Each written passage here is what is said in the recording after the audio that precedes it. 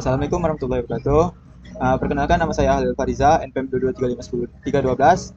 Di sini kami dari kelompok 7 ingin mempresentasikan hasil dari kami, yaitu kami membuat proyek ilmu data berbasis metode klasifikasi atau regresi. Di sini kami ngambil bagian klasifikasi, yaitu dengan judul prediksi kategori performa akademik siswa menggunakan machine learning dengan perbandingan algoritma Random Forest, logistic regression, dan support vector machine. Di sini kenapa kami mengambil bagian prediksi dari klasifikasinya, itu dari latar belakangnya untuk performa akademik siswa dipengaruhi oleh beberapa faktor kompleks, termasuk latar belakang demografis, kebiasaan belajar, dukungan orang tua, dan keterlibatan dalam aktivitas ekstrakurikuler. Identifikasi dini siswa yang berisiko mengalami performa rendah sangat penting untuk intervensi pendidikan yang tepat waktu. Tujuan kami mengambil dataset dari performa akademik ini yaitu mengidentifikasi faktor-faktor yang paling berpengaruh terhadap performa siswa, membangun model klasifikasi dan memprediksi kategori performa akademia, dan membandingkan performa beberapa algoritma machine learning, memberikan rekomendasi berbasis data untuk kebijakan pendidikan. Di sini jenis tugas kami yaitu menentukan multi classification dengan 5 kategori, yaitu ada dari 0 sampai 4. Yaitu yang terbagi di sini kami membagi 4 kategori, yaitu excellent, good, average, below average, sama poor. Yang pertama kali untuk memasukkan datasetnya, yang pertama kali itu kami mengimport library yang terdiri dari import pandas, NumPy untuk datasetnya, Matplotlib, sama Seaborn. Dan selanjutnya di sini juga kami pakai Random Forest, Logistic Regression, sama SVC. Sama di sini juga kami pakai coefficient metric yang terdiri dari accuracy score, precision score, recurrent score, sama event score. Selanjutnya di sini menentukan EDA-nya. Sebelum menentukan EDA-nya, lanjut ke load datasetnya. Ini untuk informasi datasetnya kami memakai sekitar 2392 dataset dan terdiri dari 15 kolom yang terdiri dari student ID, umur, gender, ethnicity, parental education, studi time weekly, absensi, tutoring, parental support, extracurricular, sport, musik, volunteering, GPA, sama grade class. Lanjut, di sini ada statistik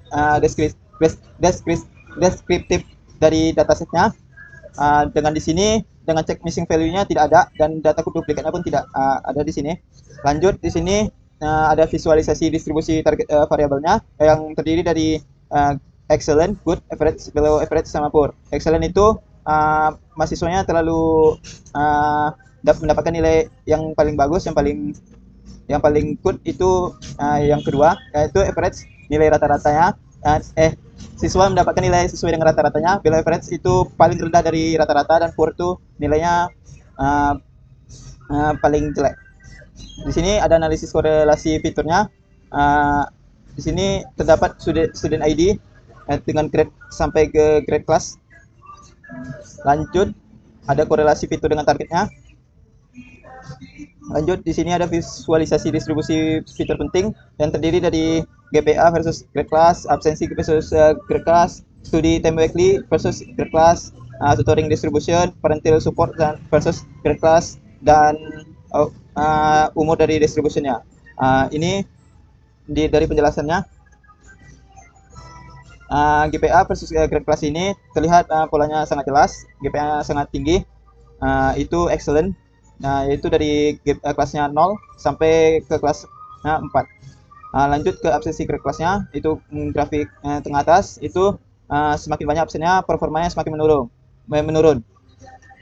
Di sini ketidakhadiran adalah indikator kuat performanya paling buruk. Dari studi time weekly versus grade kelasnya, itu ada siswanya paling banyak tetapi tetap turun, performanya tetap turun. Dengan pola waktu belajarnya lebih banyak, performanya lebih baik, tapi siswanya paling banyak tetap poor karena ada faktor lain.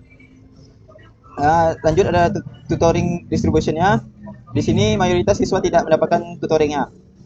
Tutor dari sini kelasnya tersebut poor, terlalu rendah. Tapi tetap dominan meski ada tutoring. Parental support sama grade kelasnya itu distribusi parental supportnya relatif merata di semua kelas. Ini tergantung dari dukungan orang tua yang berpengaruh, bukan faktor utamanya. Dan di sini ada juga faktor umur dari usia siswanya, sekitar umur 15 sampai 18 tahun. Lanjut, data processing akan dijelaskan oleh teman saya.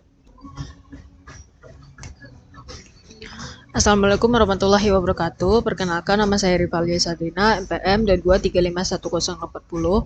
Di sini saya akan melanjutkan presentasi untuk proyek kelompok kami. Nah, tugas saya di sini itu menjelaskan tentang data preprocessing. Nah, untuk data preprocessing yang pertama kali kami lakukan yaitu pembersihan data dan feature engineering. Nah, setelah dilakukan preprocessing data, student ID itu dihapus karena tidak relevan untuk modeling, dan GPA juga dihapus karena terlalu berkorelasi dengan target. Nah, untuk jumlah fitur setelah preprocessing itu ada 12 fitur yang sebelumnya itu 14 fitur dengan target variabel grade class. Itu fitur yang digunakan itu ada age, gender, ethnicity, parental education, study time weekly, absence, tutoring, parental support, extracurricular, sports, music, volunteering. Dan yang kedua itu pemisahan fitur dan target. Untuk X-nya itu yaitu fitur, itu ada data siswanya itu 2392 sama dengan ukuran Y yaitu targetnya juga 2392. Nah, untuk distribusi targetnya yaitu grade class, kami dapat mengkelompokkan yaitu dari 00 itu 100 ada 107 siswa, untuk satu itu 269 siswa, 2 itu 391 siswa, 3 itu ada 414 siswa, dan 4 itu ada 1211 siswa. Selanjutnya itu ada split data training dan testing. Nah, untuk split datanya kami itu menggunakan perbandingan 80 banding 20. Untuk training 80 dan untuk testing itu 20. Nah, untuk data trainingnya setelah dibagi itu ada 1913 sampel, dan untuk data testingnya itu ada 479 sampel. Untuk distribusi kelas di training set itu bisa dilihat untuk targetnya itu grade kelasnya di sini. Untuk yang 0 itu 86, untuk 1 215, untuk 2 313, 3 331, 4 968. Gitu juga dengan di testingnya itu 021, untuk yang 1 54, yang 2 78, 3 83, dan 4 itu 243. Lalu selanjutnya itu fitur scaling atau normalisasi. Nah, fitur scaling ini kami menerapkan standar scaler untuk scalingnya. Nah, jadi untuk scalingnya itu pertama itu dengan min 16,47 dengan standard deviation-nya itu 1,12. Nah, setelahnya itu dengan min 0 dan standard deviation-nya itu 1. Lalu selanjutnya masuk ke model training dan evaluasi. Nah, pertama kami menggunakan model random forest classifier.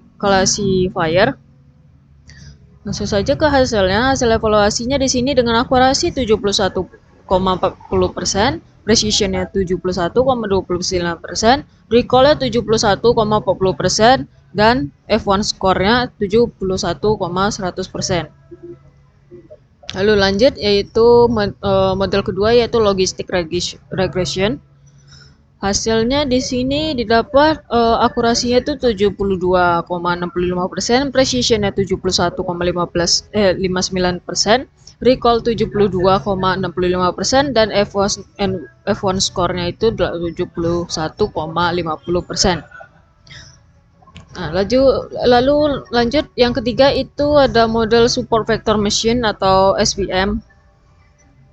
Nah, untuk SVM ini didapat hasil akurasinya itu 69,73%, precision 70,58%, recall 69,73%, dan F1 score 68,85%. Nah, selanjutnya untuk presentasi Tentang perbandingan modelnya akan dilanjutkan oleh teman saya. Assalamualaikum warahmatullahi wabarakatuh. Perkenalkan, nama saya Fitri Ramasari Musana S, NPM 2235189. Di sini saya akan menjelaskan pada bagian perbandingan model. Di mana pada tahap ini kami melakukan komparasi atau perbandingan antara 3 model machine learning yang telah dilatih, yaitu random forest, lalu logistic regression, dan support vector machine atau SVM. Tujuannya adalah untuk melihat model mana yang paling efektif dalam mengklasifikasikan data kami. Nah, di sini bisa kita lihat tabel perbandingan performa modelnya, di mana yang pertama itu random forest. Random forest memberikan performa yang cukup stabil dengan akurasi di angka 71,39%, sedangkan SVM itu berada di posisi yang paling rendah pada pengujian ini dengan akurasi yaitu 69,72%. Sedangkan logistic regression adalah angka yang menunjukkan hasil perbandingan yang paling tinggi, yaitu sekitar 72,65%. Nah, selanjutnya di sini ada visualisasi perbandingan model. Di sini dapat kita lihat hasil visualisasinya. Nah, di mana di sini sumbu X itu mewakili 3 model yang diuji, yaitu ada random forest, ada logistic regression, dan SVM. Lalu sumbu Y itu menunjukkan skor dalam presentasi dari 0 hingga 100. Nah, di sini ada 4 warna, di mana setiap warna ini memiliki deskripsi masing-masing, yaitu warna biru itu untuk akurasi, warna hijau itu untuk presisi, warna jingga itu untuk recall, dan yang warna merah itu untuk F1 score. Nah, di sini konsistensinya itu ketiga model ini yang memiliki performa yang cukup kompetitif di kisaran 70%. Jika kita melihat di sini kelompok yang di tengah, yaitu logistic regression, dia memiliki tinggi keseluruhan sedikit melampaui kelompok model lainnya. Kedekatan tinggi matriks dalam satu model itu menunjukkan bahwa model tersebut cukup stabil dan tidak hanya condong pada satu metode saja.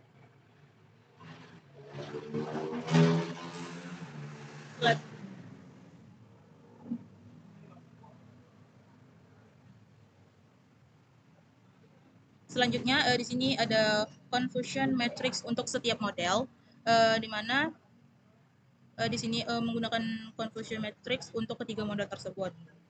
Di sini dapat kita lihat pada confusion matrix random forest yang berwarna biru ini, kita bisa melihat ini sangat kuat dalam memprediksi kelasnya, yaitu 4, dengan 221 prediksinya itu benar. Lalu di sini ada confusion matrix logistic regression, di mana model ini itu menunjukkan performa terbaik secara keseluruhan, terutama pada kelas yang 4 dengan 230 prediksi yang benar, yang merupakan angka tertinggi dibandingkan model lain. Ini menjelaskan mengapa akurasinya menjadi yang paling tinggi. Kalau pada confusion matrix SVM, meskipun ini cukup baik pada beberapa kelas, SVM cenderung memiliki skor yang lebih rendah. Selanjutnya di sini bagian analisis fitur importance random forest-nya. Di sini kita bisa melihat hasil fitur importance-nya, di mana di sini pada fitur absensi atau jumlah ketidakhadiran memiliki skor kepentingan yang paling tinggi, yaitu sekitar 0,44. Ini itu menunjukkan jumlah ketidakhadiran memiliki skor yang paling utama dalam model prediksi ini. Lalu waktu belajar atau studi imperfect weekly dengan skor sekitar 0,16, artinya yaitu durasi belajar mingguan memberikan kontribusi besar setelah faktor kehadiran. Lalu ada variabel seperti parental support, lalu parental education, menyusul urutan yang lainnya ada ini. Ini tuh menunjukkan bahwa lingkungan keluarga juga berperan penting. Lalu ada sementara itu ada fitur volunteering, musik, dan tutoring, yaitu memiliki skor yang paling rendah. yang berarti variabel-variabel ini terlalu mempengaruhi hasil prediksi model secara signifikan dibandingkan faktor lainnya. Di sini kesimpulan dan interpretasinya, di mana di sini berdasarkan hasil evaluasi dari perbandingan ketiga model klasifikasi kami, ada 3 kesimpulan. Yang pertama, performa model, di mana model terbaik akan ditentukan berdasarkan matriks akurasi, precision, recall, dan F1 score yang dan memiliki 3 model menunjukkan kemampuan memprediksi kategori performa siswa. Lalu Random Forest cenderung memberikan performa terbaik untuk dataset dengan multiply feature. Lalu yang kedua ada faktor-faktor penting. Berdasarkan fitur important, faktor-faktor yang paling berpengaruh terhadap performa siswa dapat diidentifikasi. Lalu waktu belajar, tingkat kehadiran, dan dukungan orang tua umumnya menjadi faktor penting. Lalu ada yang ketiga itu implikasi praktis, di mana model ini dapat digunakan untuk identifikasi dini siswa yang berisiko. Lalu institusi pendidikan dapat merancang interface yang tepat berdasarkan faktor-faktornya. Lalu sistem early warning dapat dikembangkan untuk meningkatkan performa siswa. Nah, di sini kami memiliki rekomendasi ada 2 untuk yang pertama untuk intuisi pendidikan, di mana fokus pada monitoring ketidakhadiran siswa, tingkat program bimbingan belajar untuk siswa beresiko dan libatkan orang tua dalam proses pembelajaran. Dan yang kedua yaitu untuk pengembangan model, di mana di sini yang pertama ada eksplorasi hypermeter kuning untuk meningkatkan performa, lalu pertimbangan ensemble metode lainnya, dan kumpulan data tambahan untuk meningkatkan akurasi prediksinya. Sekian presentasi dari saya dan kelompok saya. Apabila ada kesalahan mohon dimaafkan. Wabillahi taufiq wal hidayah. Wassalamualaikum warahmatullahi wabarakatuh.